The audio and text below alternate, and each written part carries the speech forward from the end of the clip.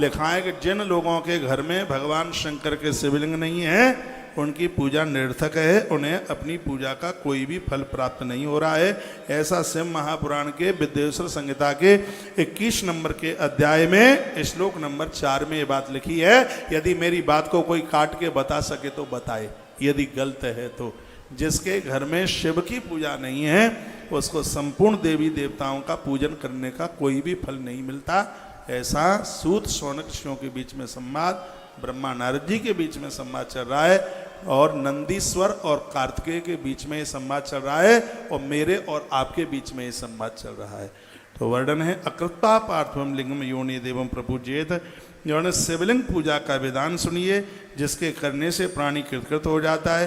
बिना पार्थिव लिंग की पूजा किए ही जो अन्य देवताओं की पूजा करता है उनकी सारी पूजाएं निष्फल। जो बिना भगवान शिव की पूजा किए बिना जिनको पूजा उन्हें पूजा का कुछ भी प्राप्त नहीं होता, ऐसा वर्णन किया गया है। इसलिए आप सबके घर में भगवान शिव हों। विद्यार्थी पुरुष प्रीति पूर्वक सहस पार्थिव 1000 शिवलिंग मिट्टी के बनाने से बच्चों के पास में विद्या चल करके आ जाती है, इसमें कोई संशय वाली बात नहीं है।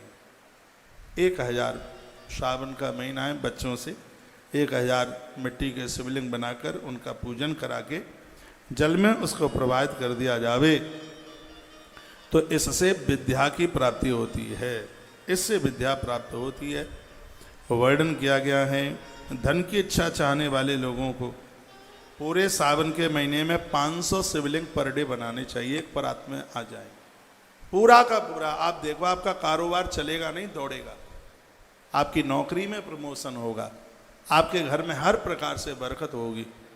और मैं कहूँगा कि आप मिट्टी के शिवलिंग नहीं बना सकते हैं तो एक उपाय इस ग्रंथ में और वर्णन है। बाणासुर रोजाना बहुत शिवलिंग बनाता था और नर्मदा मैया में वो उसको प्रवाहित करता।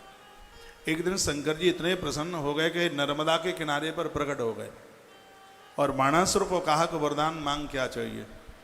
उसकी आंख में आंसू आ गए और वो कहने लगा, बाबा यदि आप हमारे ऊपर प्रसन्न हैं तो मिट्टी के मैंने जितने भी शिवलिंग बनाए हैं इन सबको पाषाण का बना दो, पत्थर का बना दो, यह कृपा कर दो। शंकर जी ने कहा ऐसा ही होगा, नर्मदा के जल में तुम्हारे द्वारा बनाए गए जितने भी शिवलिंग हैं मिट्टी के वो आज से सब नर्मदेश्वर के रूप में प्रकट हो जाएंगे। तो ये जो नर्मदेश्वर जो शिवलिंग है ये मिट्टी के शिवलिंग में से ही भगवान शिव के वरदान के द्वारा वो पाषाण में हो गए हैं।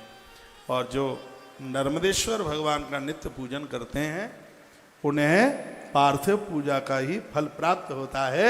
ऐसा शिव महापुराण के विद्वेश्वर संहिता के 21 नंबर के अध्याय में इस बात का वर्णन किया गया है। उन्हें पार्थिव पूजा का ही उन्हें पुण्य फल प्राप्त होता है। तो कितने शिवलिंग, अब ये भी आप सुन लीजिएगा, मिट्टी के नहीं बना सकते हो तो नर्मदेश्वर के ऊपर आप जरूर पूजन कीजिए। धन को चाहने वाले लोगों को 500 शिवलिंग रोजाना, पुत्र चाहने वाले लोगों को 1500 शिवलिंग, 1500 शिवलिंग सावन के महीने में प्रत्येक दिन बनाना चाहिए। वर्णन इस ग्रंथ में किया गया। मोक्ष के चाहने वाला व्यक्ति उसके लिए भी वर्णन किया गया है मुक्ति। यहाँ तक तो इसमें तो 1.25 करोड़ शिवलिंग का भी वर्णन किया। भूमि चाहने वाला व्यक्ति भी 1000 शिवलिंग, जिनको प्लॉट, मकान के लिए प्लॉट चाहिए और व्यवस्था नहीं बन रही है, कोई अड़चन आ जाती है तो 1000 शिवलिंग पूरा 2 महीने तक बनाइए। मिट्टी के नहीं बना सकते हो तो ऐसा संकल्प लेकर, हे भोलेनाथ ये हम पूरा 2 महीना ये अभिषेक कर रहे हैं, आप हमें एक मकान दे दीजिए, हमें एक प्लॉट दे दीजिए, कृपा कर दीजिए। तो 1500 शिवलिंग पर डे वो नहीं बन सकता है तो नर्मदेश्वर भगवान के ऊपर पूजन कीजिए। शंकर जी की कृपा चाहने वाले व्यक्ति को 3000 शिवलिंग किसी तीर्थ में जाकर के रोज बनाने चाहिए। ग्रंथ तो यह कहता है एक दिन ऐसे आएगा जैसे पापा बेटे के आगे खड़ा हो जाता है, भगवान महादेव अपने भक्त के सन्मुख ऐसे आके खड़े हो जाएंगे। 3000 शिवलिंग, कोई ज़्यादा नहीं है, 3000 शिवलिंग उन्हें बनाया जावे और उनकी पूजा की जावे और तत्पश्चात कहा गया कि संसार की वस्तुओं को चाहने वाला व्यक्ति 2000 शिवलिंग रोज बनावे। पुत्रार्थी सार्ध शास्त्रम, वस्त्रार्थी शतपंचकम, मोक्षार्थी कोटिगुणतम, भूकाम सहस्रम, दयार्थी चतुसहस्रम, तीर्थार्थी द्विसहस्रकम, श्वेत कामी शास्त्रम, वश्यार्थी शतष्टकम। मित्र की कामने वाला 3000, वशीकरण की इच्छा करने वाला। इसमें वर्णन किया गया है जो नित्य जिनके घर में शिवलिंगों की पूजा होती है, भगवान महादेव की पूजा होती है, परिवार के लोग एक दूसरे के महत्व को समझने वाले होते हैं। किसी ने हमें पूछा, महाराज जी वशीकरण का आपसे मंत्र आता है क्या? कोई बहन पूछ रही थी, पति को बस में करना है। आजकल पतियों को बस में करने के लिए बड़े बड़े टीवी पर विज्ञापन चलते हैं और ये माताएं खूब दे दे करके आ जाती हैं 10-10 हजार रुपया, खूब पति बस में हो जाए। एक कथा ग्रंथ में आती है, एक पति और पत्नी दोनों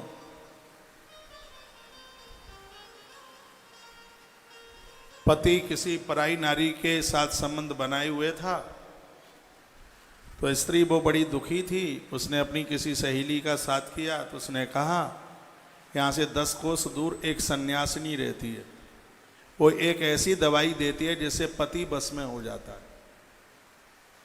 और वो चली गई अपनी चूड़ी वगैरह बेच बाच करके और वो मोटा सा पैसा उस स्त्री को दे आई। उसने कुछ चूरण बूरण सा बना बुनू करके दे दिया और कहा दूध में डालकर उसे पिला देना, वो तेरे बस में हो जाएगा। वो आई और उसने दूध में डालकर उसे पिला दिया और पीते ही उसके पूरे शरीर में कुष्ठ हो गया, उसकी सुंदरता उसकी समाप्त हो गई। वर्णन किया जाता उसके शरीर में कीड़ा पड़ गए, वो इतना परेशान था। ग्रंथ में वर्णन किया गया है, समय आने पर उस स्त्री की मृत्यु हुई, मर करके वह ऊपर के लोकों में गई। उसका खाता बही खाता देखा गया। चित्रगुप्त सबरा हिसाब रखते हैं, उन्होंने क्या कहा? उन्होंने कहा कि इस स्त्री ने अपने पति को बस में किया है, इसलिए इसका खाता कहता है कि इस कुष्ठ इस दुख को भोगने के लिए 100 जन्मों तक इसको स्वान योनि में जन्म लेना पड़ेगा, कुतरिया बनना पड़ेगा। और उसके तत्पश्चात चांडालिनी के घर में इसका जन्म होगा। ये ग्रंथों में कथा है। ये कथा तो बहुत विस्तार से है, वो मैं आपको सब नहीं सुना पाऊंगा। किसी को बस में मत करना।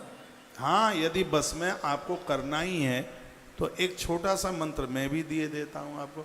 चूरण नहीं है, मंत्र है छोटा सा, बता दूं? इससे पति बस में हो जाएगा।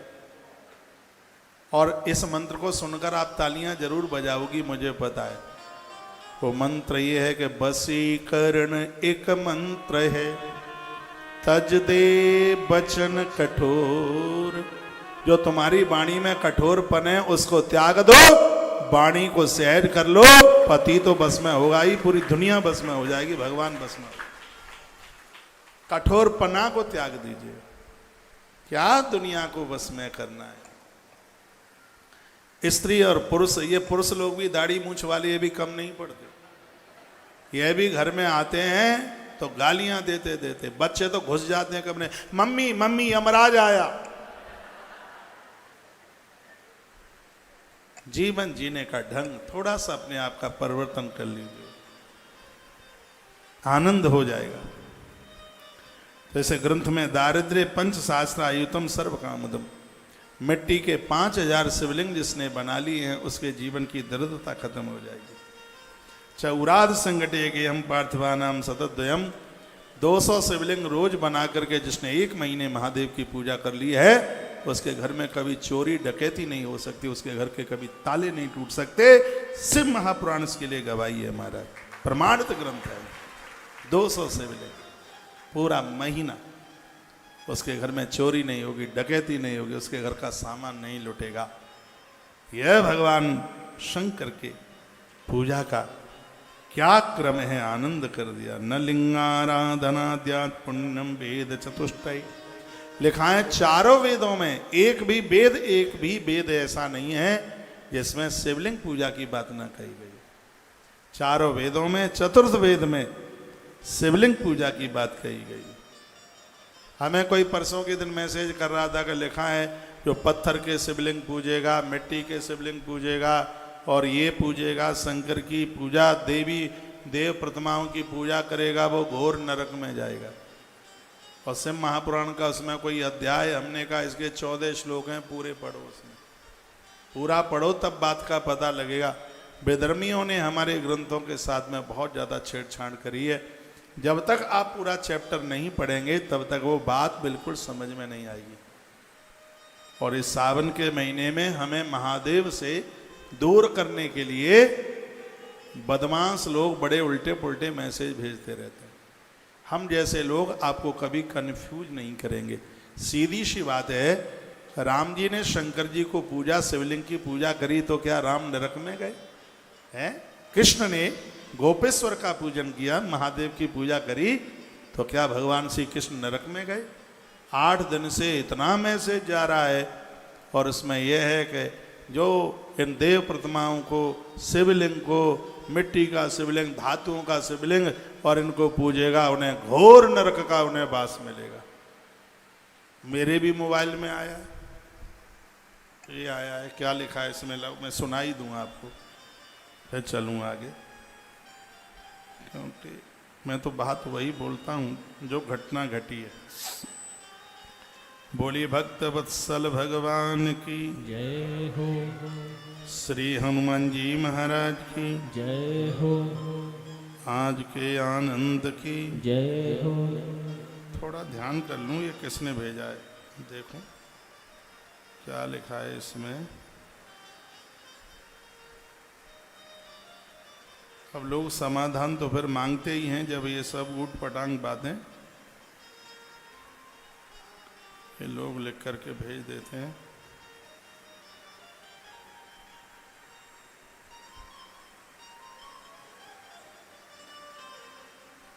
कहाँ चला गया? हाँ, ये डिलीट कर दिया, जिसने भेजा है उसने डिलीट कर दिया। इन्होंने समाधान मांगा, फिर हमने भी उनको, हाँ एक मैसेज और पढ़ा इसमें, क्या लिखा है इसमें? इसमें लिखा है मूर्खम लोग मूर्ति को ईश्वर, मूर्ख लोग मूर्ति को ईश्वर समझते हैं। मृक्षला धातु दाध्यादि मूर्ताहत ईश्वर युद्धया क्लश्यंती ही पसा मूढ़ा परा शांति न जानते थे। लिखा है वह लोग मूर्ख हैं जो लोग मिट्टी के, पत्थर के, धातु के और लकड़ी के मूर्तियों को ईश्वर समझते हैं और इनकी पूजा करते हैं। मूर्ति की पूजा करने वाले लोगों को कभी शांति की प्राप्ति नहीं हो सकती। ये इन्होंने इसमें लिख करके भेज दिया है। मैं आपको निवेदन करना चाहूँगा, आजकल प्रेस से प्रिंट निकालने में और ग्रंथ का नाम उसमें लिखने में कोई देर नहीं लगती। ये सब बेदर्मियों का काम है। हम लोगों ने भी खूब शिव महापुराण की कथा कही है और सुनी है, तो इन सब बातों के ऊपर भरोसा बिल्कुल भी मत कीजिए। सीधी सी बात है, यदि प्रभु राम रामेश्वर की पूजा करते हैं तो हम भी महादेव की पूजा करेंगे। तो राम हमारे ईश्वर है ना।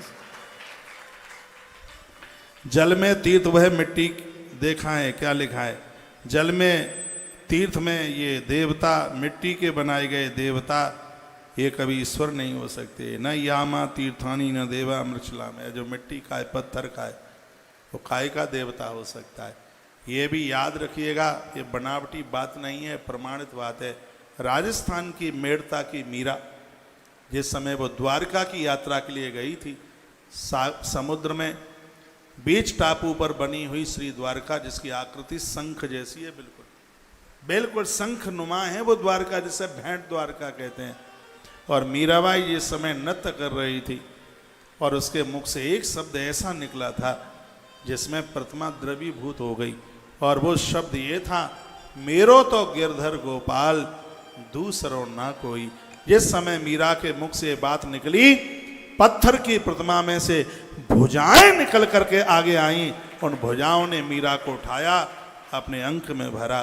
पुजारी ने कहा, मैंने भुजाएं निकलते हुए देखा, मीरा को उठाते हुए देखा, और भगवान ने मीरा को अपने विग्रह से लगाया, और देखते देखते मीरा कब भगवान के विग्रह में समाहित हो गई है पता ही नहीं।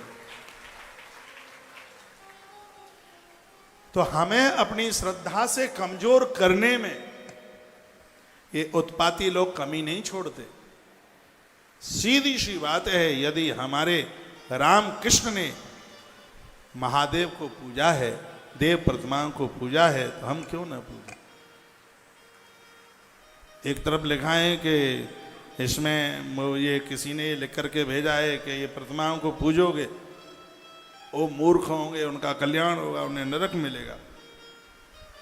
तो ये भी तो कथा आपसे पुरानी की सुन रहे हैं, जिसमें लिखा है कि 500 शिवलिंग पूजोगे तो उसका फल ये है, 200 पूजोगे तो उसका फल ये है, 5000 पूजोगे तो उसका ये फल है। तो वो भी तो इसी ग्रंथ में लिखा है। भगवान व्यास दो तरह की बात नहीं लिख सकते कि हमारे धर्म से छेड़छाड़ी करने के लिए ये दूसरे जो लोग हैं बड़ी खुरापाती करते हैं।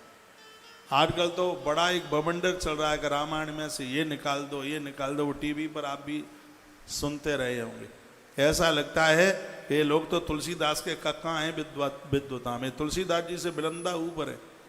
और मैं निवेदन करना चाहूँगा, बाबा तुलसी ने जो भी लिखा है वो सब मर्यादित लिखा है, और बजरंग बली हनुमंत लाल जी के साक्षी में लिखा है।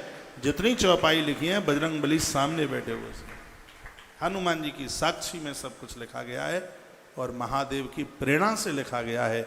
इसलिए रामचरितमानस जैसे महान ग्रंथ में कुछ भी निकालने के लायक नहीं है। उसकी चौपाइयाँ तो अपने आप में मंत्र है। चारों वेदों में लिंगार्चन की बात कही गई है। कहा गया कि लिंगार्चन बहुत बड़ी पूजा है। लिंग अर्चे चिरम सर्वम जगत स्थावर जंगमम, धरती का कण कण जो भी कुछ है धरती पर वो सब शिवलिंग में समाहित है। वेदिका नाम द्विजानाम च पूजा वैदिक मार्गत। भगवान शंकर की जो पूजा है वैदिक विधि से कीजिए। ददीची गौतमादीना, ददीची गौतम आदि महापुरुषों ने बड़ी श्रद्धा के साथ में भगवान महादेव का पूजन किया है, भगवान शिव को पूजा है। ऐसे भगवान शिव के चरणों में हम और आप वंदन करते हैं, प्रणाम करते हैं। भगवान शंकर बेलपत्र से बहुत प्रसन्न होते हैं, तो भगवान शंकर रुद्राक्ष से भी बहुत ज़्यादा प्रसन्न होते हैं। सौनक ऋषियों ने महात्मा शिव जी को पूछा, आपके मुख से रुद्राक्ष की बात निकली है, तो हम आपसे सुनना चाहते हैं कि आप हमें रुद्राक्ष का महात्म्य सुना दें। रुद्राक्ष की महिमा बड़ी अद्भुत है, सुन लीजिए इसको। कितने रुद्राक्ष लोग पहन सकते हैं, सब बातों का वर्णन किया गया है।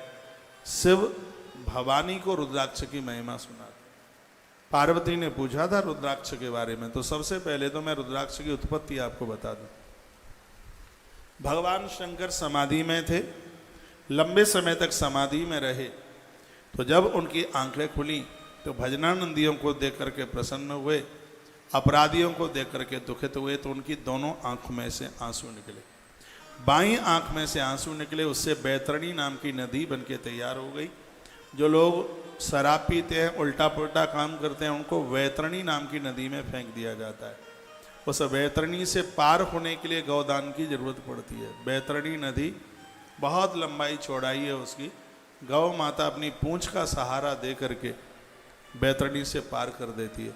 एक बेटा माता पिता के ऋण से मुक्त हो जाता है जब वो अपने माँ बाबूजी के लिए गौ दान कर देता है।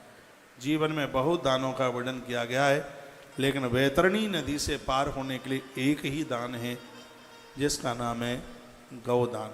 शिव महापुराण में उस गैया की महिमा और बैतरणी के प्राकट्य दोनों की बात कही गई है। शिव के बाह्य नेत्र का आंसू गिरा, पापियों के लिए, अपराधियों के लिए बैतरणी नदी बनकर के तैयार हो गई। भगवान शिव की दाहिनी आंख से अश्रुपात हुआ, और वो है जल जहाँ जहाँ धरती पर गिरा, और वहाँ पर बड़े दिव्य रुद्राक्ष के वृक्ष बन करके तैयार हो गए। तो रुद्राक्ष इसका नाम क्यों है? रुद्रा अक्षर रुद्राक्ष, जो शंकर की आंख से पैदा हुआ है, इसलिए इसका नाम रुद्राक्ष। आपकी समझ में आ रही है बात? तुलसी नारायण की आंख से प्रकट हुई है। वो कैसे हुई वो भी 1 मिनट में सुन ले आप। जिस समय सागर का मंथन हुआ तो उसमें से अमृत कुंभ निकला, अमृत कलश। ब्रह्मा जी पास में खड़े थे। ब्रह्मा जी ने कहा अमृत कलश निकला है, धन्वंतरी भगवान लेके आए थे। तो ब्रह्मा जी ने उसको हाथ में ले लिया और ये कहा कि इसको सबसे पहले भगवान नारायण के हाथ में दे दें, फिर इसका क्या करना है वही बताएंगे। तो देवताओं ने वो अमृत कलश है वो भगवान नारायण के हाथ में दे दिया। नारायण बड़े प्रसन्न हुए। नारायण ने अमृत कलश का ढक्कन खोल के देखा इसमें अमृत कितना है। तो जैसे ही उन्होंने झांक करके देखा, अमृत को देखकर प्रभु इतने प्रसन्न हो गए, उनकी आंख में से प्रसन्नता के आंसू उस कुंभ में गिरे, उस कलश में गिरे। और जैसे ही नारायण का आंसू उस कुंभ में गिरा तो देखते देखते उस कलश में से तुलसी का वृक्ष पैदा हो गया। इस तुलसी के वृक्ष को ब्रह्मा ने अपने भवन में रखा। तुलसी की सबसे पहली पूजा विधाता ब्रह्मा ने अपने हाथों से की है। तो नारायण के नेत्र आंसू से तुलसी और महादेव के नेत्र के आंसू से रुद्राक्ष बनकर के तैयार हो गया है। जहाँ जहाँ आंसू गिरा वहाँ पर रुद्राक्ष के पेड़ बनकर के तैयार हो गए। अब भगवान शंकर कहते हैं शृणु देवी महिषानी रुद्राक्ष महिमा शिवे। पूरा रुद्राक्ष महात्म्य लिखने के लायक है। 1 मुखी रुद्राक्ष से लेकर 14 मुखी रुद्राक्ष तक की चर्चा की है इसमें।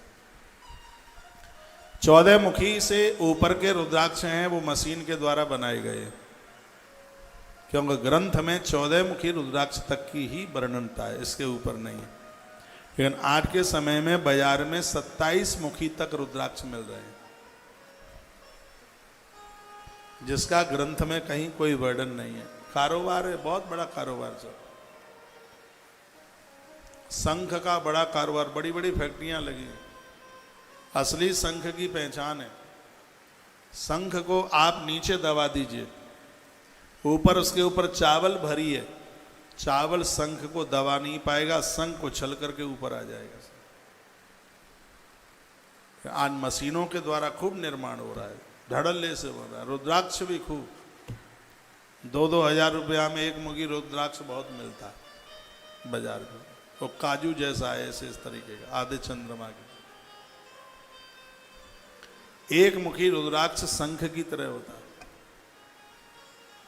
और इसको पहना नहीं जाता, इसको पूजा जाता है। इसमें लिखा है साक्षात महादेव का रूप है।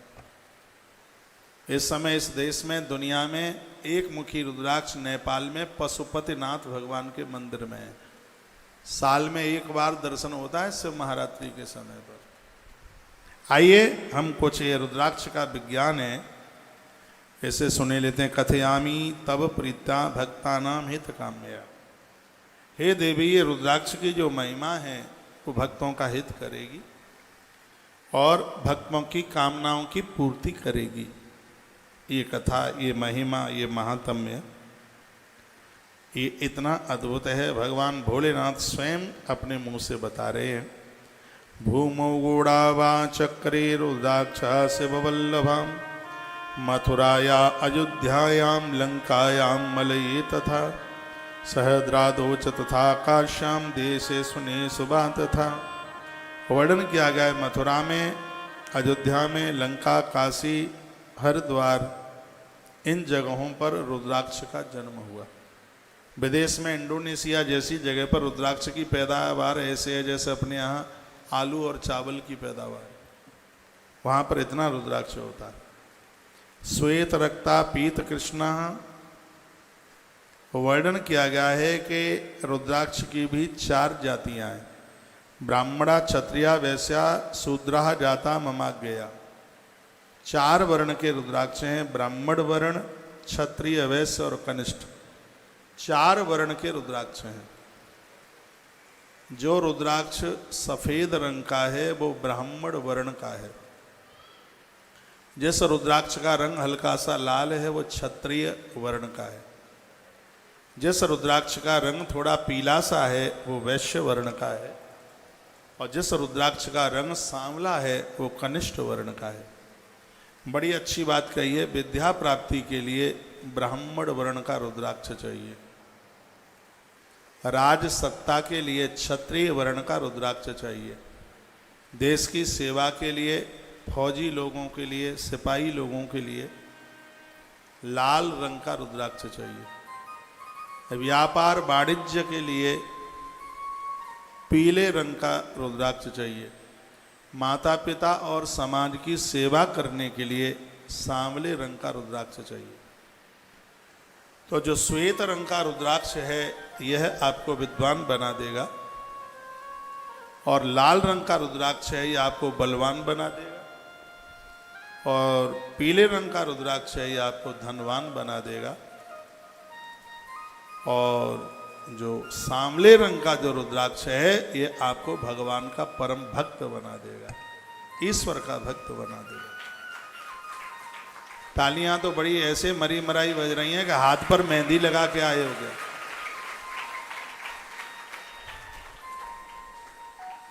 ये 4 वर्ण के ये रुद्राक्ष हैं।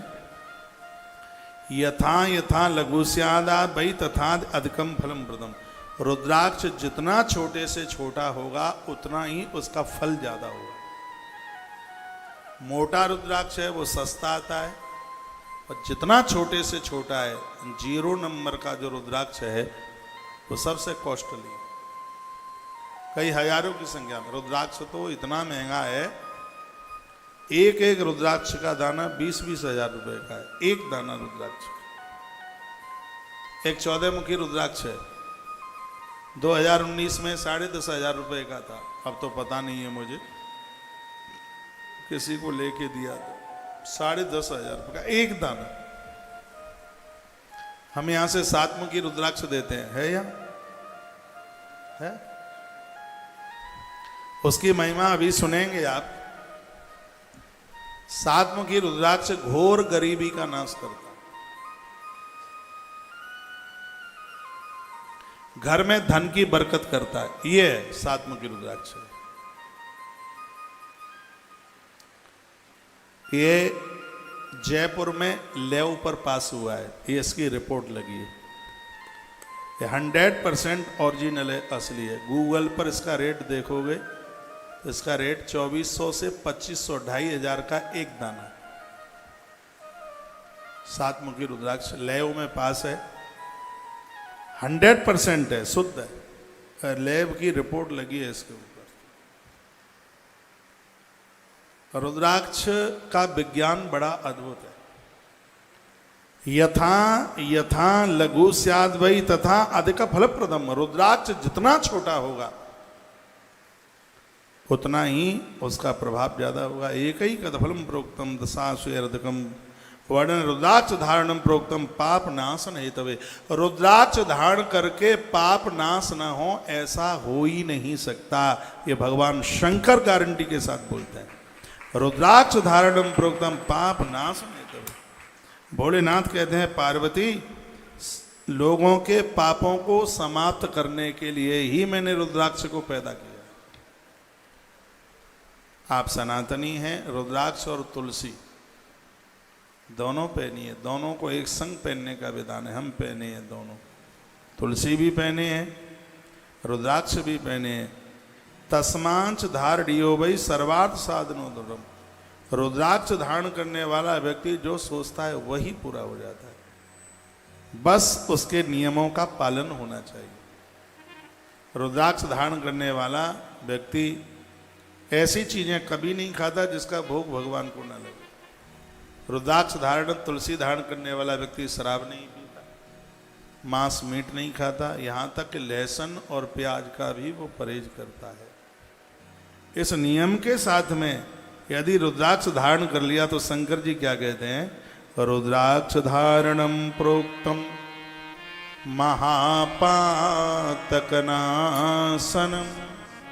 महापातकनाशनम, बड़े से बड़ा पाप है वह जलकर के समाप्त हो जाता है। 24 नंबर के श्लोक में ऐसा वर्णन है। ब्रह्म हत्या जैसे महापातक नष्ट हो जाते हैं जो रुद्राक्ष धारण करता है। 100 रुद्राक्ष धारण करने वाला पुरुष स्वयं रुद्र स्वरूप हो जाता है। भगवान शंकर कहते हैं कोई 100 दानों की माला पहने हो और उसका दर्शन आप कर लें तो ये समझ लो कि साक्षात महादेव का दर्शन हो गया है। पूरी माला 108 मनके की माला है। इसमें 108 इसलिए होता है कोई खिर जाता है, टूट जाता है, तो उसकी गिनती जब तक 100 दाने तब तक सुरक्षित हैं, तब तक माला खंडित नहीं है। 100 दाने से नीचे हो जाते हैं तो उसमें दाने बढ़ा लीजिए। आप 108 मनके की माला पर जप करते हैं, मन का 108 होता है, 108 बार आप जपते हैं तो उसको गिनती 100 में ही उसकी मानी जाती है। भगवान शिव कहते हैं कि जिसने 100 मनके की माला, 100 दाने की माला जिसने धारण की है, वो कहते हैं ऐसे व्यक्ति का यदि कहीं आप कोई दर्शन कर लेते हो तो आप समझ लो कि साक्षात आज आपने महादेव का दर्शन कर लिया है, भगवान शिव का दर्शन कर लिया है।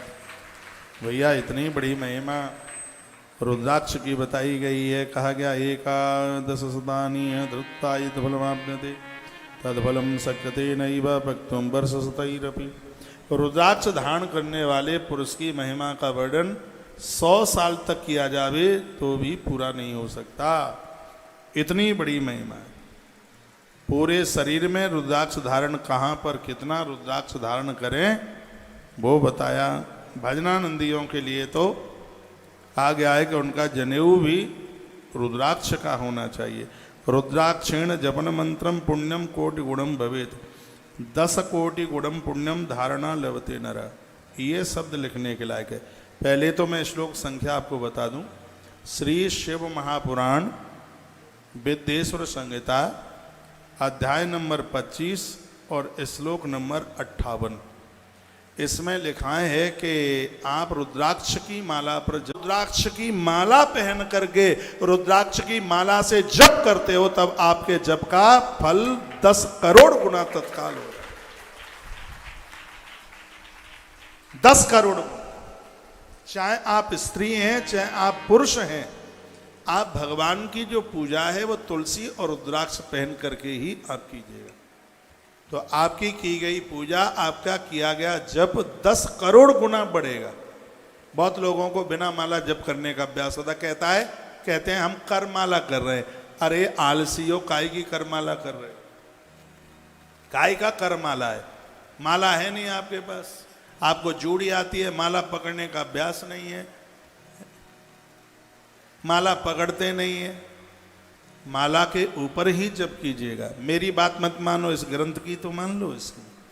इसमें लिखा है माला के ऊपर जप करते हैं तो 1 करोड़ गुना फल उसका होता है, और माला पहन करके जप करते हैं तो 10 करोड़ गुना उसका फल प्राप्त होता है। मैं रुद्राक्ष की माला पहन के आपको से पुराण सुना रहा हूं, इसलिए सुना रहा हूं क्योंकि इस कथा का फल 10 करोड़ गुना ज्यादा बढ़ जाए। इसलिए हम लोग तो पूजा पाठ रुद्राक्ष पहनकर, तुलसी पहनकर परम वैष्णव लोग हैं, तो ये सब चीजें हमारी और आपकी धमनियों में होनी चाहिए, हमारी श्वासों में होनी चाहिए। तो विद्येश्वर संहिता का अध्याय नंबर 25 और श्लोक संख्या 58 रुद्राक्षेण जपन मंत्रम पुण्यम कोटि गुणम भवेत। अब यहाँ से पुराण की कथा इसलिए रुद्राक्ष है, पद्म पुराण में तुलसी की